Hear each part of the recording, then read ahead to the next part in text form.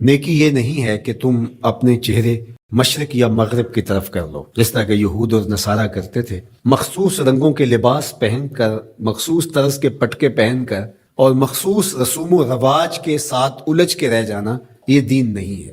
لیس البر، یہ نیکی نہیں ہے، ان تولو، کہ تم پھیر لو، وجوہکم، اپنے چہروں کو، قبل المشرق والمغرب، مشرق اور مغرب کی طرف، ولیکن البر من آمن باللہ، نیکی کیا ہے کہ کوئی اللہ پر ایمان لائے، اس کا دل اپنے رب کو مانے۔ تو نیکی کی حقیقت یہ ہے کہ آپ اپنے رب کے ہو جائیں۔ جب رب کے ہو جائیں گے تو پھر اس کے دیے ہوئے نظام کو آپ من و عن تسلیم کریں گے۔ اٹھنے بیٹھنے سے لے کر انداز معاشرت تک، امور سیاست سے لے کر طرز حیات تک، کاروبار سے لے کر نجی زندگی تک، آپ کی زندگی کا ایک گوشہ اپنے رب کے دیے ہوئے نظام کی مطابقت میں ہو۔ تو نیکی تو یہ ہے، نہ یہ ہے کہ تم مخصوص ایک طرز اختیار کر لو، مخصوص طرز کے رنگ پہن لو اور اس کو تم دین قرار دے دو۔ ظاہریت کا نام دین نہیں ہے، بلکہ تمہاری روحوں میں دین کی وہ قدریں اس طرح اتر گئی ہوں کہ تم سے جدا نہ ہونے پائیں۔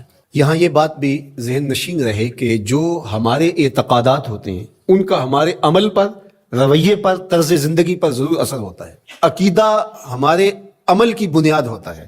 اگر میرا یہ عقیدہ ہے کہ میں اللہ وحدہ لا شریک کو مانتا ہوں تو پھر اس کا لازمی نتیجہ یہ ہے کہ غیر کا خوف میرے سینے سے نکل جائے گا۔ اسی طرح جب آخرت کا یقین میری روح کے اندر راسخ ہو جائے گا تو میری زندگی خود بخود مرتب ہو جائے گی، منظم ہو جائے گی، کیونکہ آخرت کا تصور کیا ہے کہ میں اللہ کے حضور جواب دہ ہوں اور ایک ایک عمل اس کے حضور پیش ہونا ہے اور وہاں اعمال کی جواب دہی ہے۔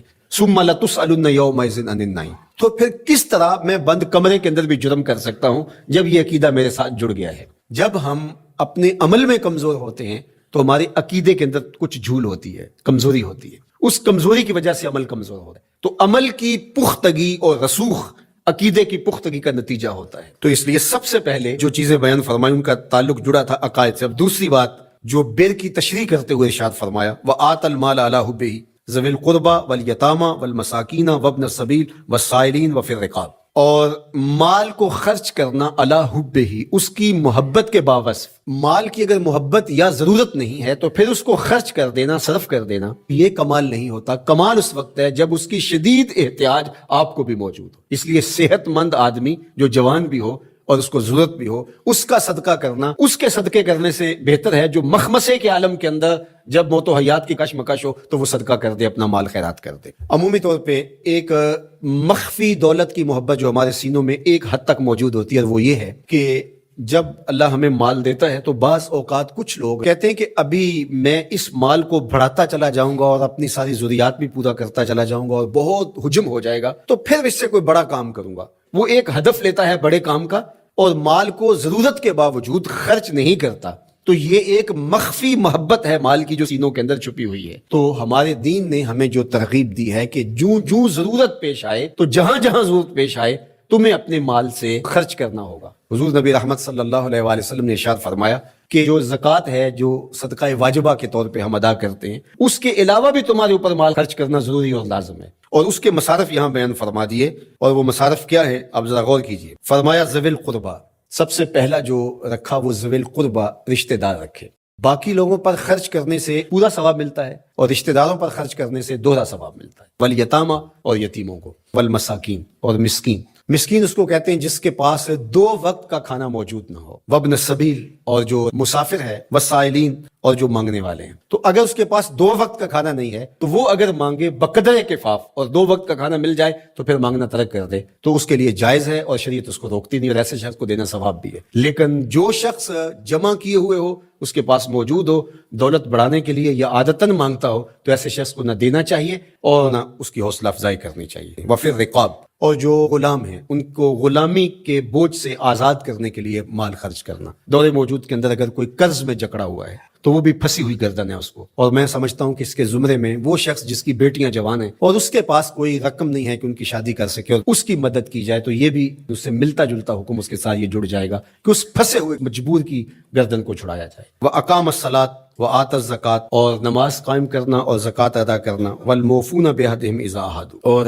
عہد کو پورا کرنا جب وہ عہد کر بیٹھے۔ وَالصَّابِرِينَ، اور صبر کرنے والے۔ فِي الْبَأْسَاءِ وَالضَّرَّاءِ وَحِينَ الْبَأْسِ، غربت، بیماری، حالت جنگ میں استقامت اور ثبات کے ساتھ کھڑا رہے۔ اب یہ بیان کرنے کے بعد فرمایا اولئک الذین صدقوا، یہ وہ لوگ ہیں جو سچے اور پکے مومن ہیں، جو ان خوبیوں کے حامل ہیں، جو عبادات کے اندر، اعتقادات کے اندر، رویوں کے اندر، طرز زندگی کے اندر، انداز معاشرت کے اندر، سب میں کمال مرتبے پہ فائز المرام ہے، یہ سچے لوگ ہیں۔ اور فرمایا وَأُولَٰئِكَ هُمُ الْمُتَّقُونَ، اور تقوی کے نور سے مالا مال بھی یہی لوگ ہیں، جن کے اعتقادات بھی خوبصورت، جن کے اعمال بھی خوبصورت، جن کے رویے بھی خوبصورت، اور جن کا طرز زندگی بھی خوبصورت۔ یار جو شخص نابینا ہے اسے کیا پتا کہ یہ پھولوں کی بہاریں کیا ہوتی، جو پیدائشی نابینا ہے اسے کیا پتا ہے کہ آسمان پر بزم کواکب کے رنگ کیا ہے، اسے تتلی کے پروں میں قدرت کی صنائی کا کیا اندازہ ہو سکتا ہے، اسے مور کے پروں میں رنگوں کی مینا کاری کا کیا اندازہ ہو سکتا ہے، اسے پھوٹتے جھرنوں، بہتی ندیوں اور کوسے قضا کی رنگینی اور دھنک کی شوخیوں کا لطف کیسے نصیب ہو سکتا ہے، اس کو کیا پتا حسن کیا ہوتا ہے، اس کو کیا پتا جمال کیا ہوتا ہے۔ اسی طرح جس کے دل کی آنکھ اندھی ہے اسے کیا پتا ہے کہ جمال خدا کیا ہوتا ہے، اسے کیا پتا ہے کہ سجدے کی لذت کیا ہوتی ہے، اسے کیا پتا ہے رکوع اور قیام کا مزہ کیا ہوتا ہے، اسے کیا پتا ہے کہ روزے کا سرور کیا ہوتا ہے۔ تو اگر ہم اپنے دل کے میل اتاریں گے تو دل کی آنکھیں کھلیں گی تو پھر زندگی کا لطف آنا شروع ہوگا، پھر پتا چلے گا اسلام کیا ہے، پھر پتا چلے گا دین کیا ہے۔ اللہ اکبر۔ اسی لیے قرآن نے کہا من کان فی ہذہ اعمی فہو فی الآخرۃ اعمی واضل سبیلا، جو دنیا میں اندھا رہا کل قیامت کے دن بھی نابینا اٹھائے۔ اس سے ان آنکھوں کی بے نوری مراد نہیں ہے، دل کی بے نوری مراد ہے۔ اقبال نے کہا تھا دل بینا بھی کر طلب خدا سے، کہ آنکھ کا نور دل کا نور نہیں، آنکھ کا نور اور ہے، دل کا نور اور ہے۔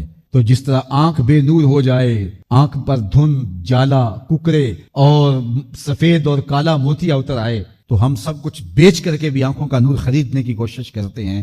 تو یار کبھی اجڑے ہوئے دل کا بھی تو علاج کرواؤ۔ علاج تمہارے گھر میں پڑا ہے، راتوں کی تنہائیوں میں اٹھ کے قرآن پڑھو اور ساتھ رویا کرو، دیکھنا دل کے میل اترنا شروع ہو جائیں گے، اور دل کے پردے سے وہ غلاستیں جب اتریں گی تو پھر پتہ چلے گا کہ دل جمال یار کیسے دیکھتا ہے، دل کی دنیا کیا ہے۔ وچئی بھیڑے وچئی جھیڑے وچئی ونج مہانے ہو، 14 طبق دلے دے اندر تمبو وانگو تانے ہو، پھر پتا چلے گا یہ دل دنیا کیا ہے، پھر اس کی تڑپ، اس کی بے چینی، اس کا اضطراب زندگی کا حاصل بن جائے گا۔ پھر زندگی کی بے چینی اور دل کی بے چینی اور دل کا محبوب کی یاد میں تڑپنا تمہیں سرور دے گا، پھر تم ایک ایک عضو میں دل مانگو گے۔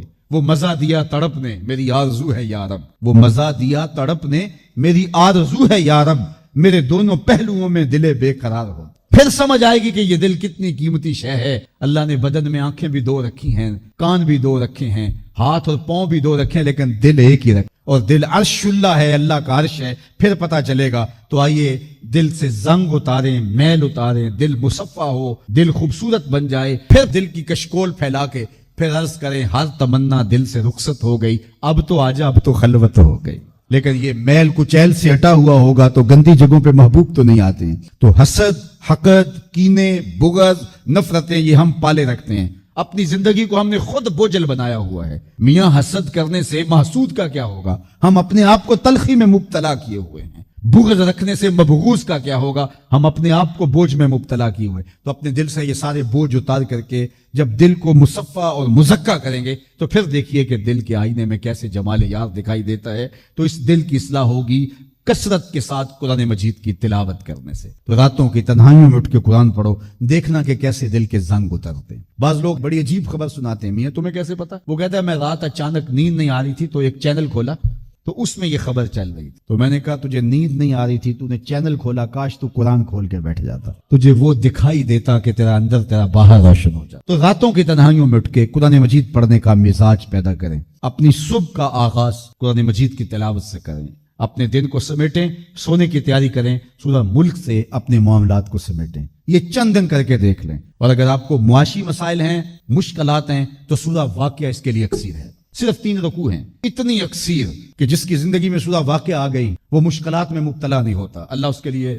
رزق کے دروازے کھولتا۔ عمومی طور پہ جب ولی کا ذکر آئے تو اس کے ساتھ کرامت کا تصور ساتھ جڑا ہوا ہوتا ہے، لیکن یہ بات ذہن میں رکھیں کہ یہ ولی کو اللہ کی طرف سے دیا گیا اعزاز تو ہے، لیکن یہ ولی کی علامات سے نہیں ہے۔ یعنی ولی کے لیے جو شرطیں ہیں، جو نصاب ہے، وہ ایمان اور تقوی ہے۔ اگر کسی کے اندر یہ 2 خوبیاں پائی جائیں اور وہ کمال درجے کی موجود ہوں، لیکن کرامت آپ تک نہ پہنچے یا ظہوری نہ ہو ساری زندگی، تو اس کے ولی ہونے میں شک نہیں ہے۔ اور ایک شخص کے اندر آپ کرامت دیکھیں لیکن یہ دو خوبیاں نہ پائی جائیں تو اس کو ہم کرامت ہی قرار نہیں دے سکتے، وہ استدراج ہوگا۔ ہر وہ خرق عادت امر جو بغیر کسی شخص سے ظاہر ہو اور ہو خرق عادت ما فوق الفطرت چیز ہو تو اس کو قدرت الہیہ کہیں گے، اور اگر وہ نبی کے ہاتھوں سے اعلان نبوت سے پہلے صادر ہو جائے تو اسے ارہاس کہا جاتا ہے، اعلان نبوت کے بعد ظاہر ہو تو اسے معجزہ کہا جاتا ہے، اور وہی چیز کسی ولی کے ہاتھ سے ظاہر ہو تو اسے کرامت کہا جاتا ہے، اور اگر کسی عام بندہ مومن کے ہاتھوں سے ظہور پذیر ہو تو اسے معونت کہا جاتا ہے، اور اگر وہی کام کسی کافر سے یا کسی فاسق و فاجر کے ہاتھوں سے ظاہر ہو تو اسے استدراج کہا جاتا ہے، جس طرح دجال کے ہاتھوں سے قرب قیامت میں ہوگا کہ وہ مارے گا بھی اور زندہ بھی گا۔ اب استدراج میں اور کرامت میں فرق کرنا یہ عام آدمی کے بس کا روگ ہی نہیں ہے، وہ کیسے کرے گا؟ تو اس کے لیے سادہ کلیہ یہ ہے کہ ایمان اور تقوی کی شرط کے ساتھ اس چیز کو کرامت کہا جائے گا، اور اگر یہ دونوں شرطیں نہیں پائی جا رہی تو وہ پھر استدراج ہو۔ تو اس لیے ولی کو پہچاننے کے لیے کرامت معیار ہی نہیں ہوا، کرامت نصاب ہی نہیں ہوا، ولی کو پہچاننے کے لیے ایمان اور تقوی ہوا۔ اگر کرامت کو معیار بنا لیں گے تو پھر استدراج والے کو بھی ولی ماننا پڑے گا، اور یہی وجہ ہے کہ بہت سارے لوگوں نے ایسے لوگوں کے اوپر جو کسی بڑے بزرگ کی گدی پہ بیٹھ گیا، یا وہ چار لوگوں نے اس کو مان لیا یا اس کے شعبے چل گئے اور شریعت کا واضح تارک ہے اور لوگ اس کو اللہ کا ولی مان رہے ہوتے ہیں، اس لیے کہ ان کے ہاں معیار وہ نہیں ہے جو قرآن نے دیا ہے۔ قرآن نے دیا اللہ زین آمنوا وکانوا یتقون، اور کرامت معیار نہیں ہے، وہ ایک ثمرہ ہے، اس ثمرے کو پہچانا جائے گا اس اصل نصاب کے بعد۔ اس کو صرف ایک مثال سے سمجھاتا ہوں۔ حضرت داتا گنج بخش علی حجویری علیہ الرحمہ نے کشف المعجوب میں یہ واقعہ لکھا ہے، کہتے ہیں کہ شیخ علی الخواص ایک بہت بڑے بزرگ تھے، وہ سفر پہ جا رہے تھے اور صاحب حال تھے، با کمال تھے، واقعتاً اللہ کے ولی تھے۔ ایک شخص آیا اور ہانپتا کامتا ان کے پاس آ کے رکا، کہا آپ شیخ علی الخواص ہیں؟ فرمایا ہاں۔ تو کہا کہ میں لمبا سفر کر کے آیا ہوں اور آپ کی صحبت میں کچھ دن گزارنا چاہتا ہوں، تو آپ مجھے اپنی صحبت کے شرف سے محروم نہ رکھیے۔ تو حضرت شیخ علی الخواص نے مراقبہ کیا اور اسے کہا کہ مجھے تیرے بدن سے کفر کی بو آ رہی ہے۔ اللہ والوں کو اللہ نے بصیرت کا نور دیا ہوتا ہے۔ اس نے کہا جی میں نصرانی ہوں اور دیار غرب سے آیا ہوں، آپ کی شہرت سنی تھی تو آپ کی صحبت میں کچھ وقت گزارنے کی آرزو ہے، مجھے محروم نہ رکھیے۔ شیخ کہتے ہیں میں نے ٹالنا چاہا، میں نے کہا کہ میری صحبت میں رہنا بڑا مشکل ہوگا، تکلیفیں سہنا پڑیں گی۔ اس نے کہا جی میں گوارا کروں۔ فرمایا ٹھیک ہے۔ کہا کہ میں چلتا گیا اور وہ بھی میرے ساتھ تھا۔ 8 دن گزر گئے، کبھی کھانا ملتا، کبھی 2 لقمے لے لیتے، کبھی پانی پی کے گزر اوقات ہوتی، کبھی گھاس کھا لیتے۔ ایک دن اس کا وجود کپ کپا رہا تھا بھوک کی شدت کی وجہ سے۔ اس نے مجھے کہا شیخ آپ اللہ کے بندے ہیں، میں نے عہد تو کیا تھا کہ کوئی آپ سے مطالبہ نہ کر پاؤں، لیکن اب میری سخت جواب دے گئی، تو آپ اللہ کے مقرب ہیں، تو اللہ کے اس قرب کی وجہ سے اس سے دعا کیجئے تو وہ میرے اور آپ کے کھانے کا انتظام کرتے۔ کہتے ہیں کہ میں اس کی حالت کو دیکھ کر کے سجدہ ریز ہو گیا اور اللہ کی بارگاہ میں نے یہ دعا کی مالک اس کافر کے سامنے رسوا نہ کرنا۔ کہا جب میں نے سر اٹھایا تو آسمان سے ایک طبق اترا جس کے اوپر 2 پیالے شربت کے تھے اور 2 روٹیاں، تو میں نے ایک پیالہ اور ایک روٹی اس کو دے دی اور ایک خود لے لی اور پھر سفر شروع ہوا۔ 8 دن پھر گزر گئے، پھر ایک دن وہی حالت کہ اس کا بدن کپ کپانے لگا۔ تو میرے دل میں آیا کہ روز روز حالت ایک جیسی نہیں ہوتی، اس دن تو لاج رہ گئی تھی، تو کہیں آج یہ پھر نہ بول پڑے، تو قبل اس سے کہ یہ بولے میں نے بول کر کے کہا کہ تو بھی عیسائیوں کا بہت بڑا پیر پادری ہے، تو آج تیری باری۔ تو کہتے جب میں نے اس کو کہا تو اس نے بھی سجدے میں سر رکھ دیا، اور میں دل ہی دل میں سوچا کہ اس کا سجدہ ریز ہونا کیا معنی رکھتا ہے جب ایمان ہی نہیں ہے۔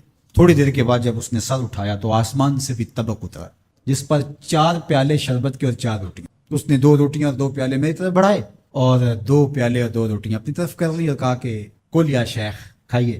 میں نے کہا میں نہیں کھاؤں گا، اس لیے کہ کرامت ہو نہیں سکتی اور استدراج کا کھانا جو ہے وہ میں کھا نہیں سکتا، چونکہ تم کافر ہو تو میں استدراج کا کھانا کھاؤں تو یہ نہیں ہو سکتا۔ تو اس نے کہا کل یا شیخ، شیخ کھائیے اور میری طرف سے 2 مبارکیں وصول کیجیے۔ میں حیران ہوا، میں نے کہا کیا مبارکیں؟ اس نے کہا میں نے سجدے میں سر رکھا اور اللہ کی بارگاہ میں عرض کی اے اللہ اگر اسلام سچا دین ہے تو 2 پیالے اور 2 روٹیاں عطا کر دے، اور اگر علی الخواص واقعی تیرا ولی ہے تو 2 پیالے اور 2 روٹیاں اس کے صدقے سے دے دے۔ تو ایک تو آپ کو آپ کی ولایت کی مبارک ہو اور دوسرا ہاتھ بڑھائیے اور مجھے اسلام میں داخل کیجیے، اسلام سچا دے۔ تو شیخ علی الخواص کے اس واقعہ کو ذکر کرنے کے بعد داتا گنج بخش علی حجویری فرماتے ہیں علی الخواص جیسا شخص بھی یہاں پریشان ہو جائے کہ خدایا یہ استدراج ہے یا کرامت، تو کہا پھر عام آدمی کیسے فیصلہ کر سکتا ہے کہ یہ استدراج ہے یا کرامت؟ تو کہا کہ اس کو یہی دیکھنا پڑے گا ایمان اور تقوی ہے کہ نہیں. تو ایمان اور تقوی یہ علامت ہے کسی کے ولی ہونے. پھر سونے سے قبل سورۃ الملک ایک مرتبہ ضرور پڑھیے گا. جس طرح سورہ یاسین پڑھتے ہیں تو سارا دن آپ کی حفاظت رہتی ہے، اور سورہ ملک اگر پڑھتے ہیں تو ساری رات آپ کی حفاظت. اور سورہ واقعہ ایک مرتبہ یہ زندگی میں معمول بنا لیں، کیونکہ ہمارے جو معاشی مسائل ہیں اس کا بہترین روحانی حل سورہ الواقعہ ہے. سورہ الواقعہ کی تلاوت کرنے والا کبھی بھی کنگال نہیں رہتا. میں جب بھی اللہ کی توفیق سے یہ محسوس کرتا ہوں کہ ادارے کو وسائل کی ضرورت ہے تو سورہ واقعہ کو زیادہ پڑھنا شروع کر دیتا ہوں، تو اللہ خزانہ غیب سے مدد فرما دے. اور جب بھی کبھی میں چاہتا ہوں حرمین طیبین میں حاضری کے لیے تو سورہ واقعہ کی تلاوت میں لازمی کرتا ہوں، اس نیت سے کہ اللہ اس کی برکت سے وہاں چونکہ 1 لاکھ کے بدلے میں جو ہے وہ ثواب ہے، تاکہ جو ہے وہ زیادہ سے زیادہ اللہ تعالیٰ وسائل عطا فرمائے.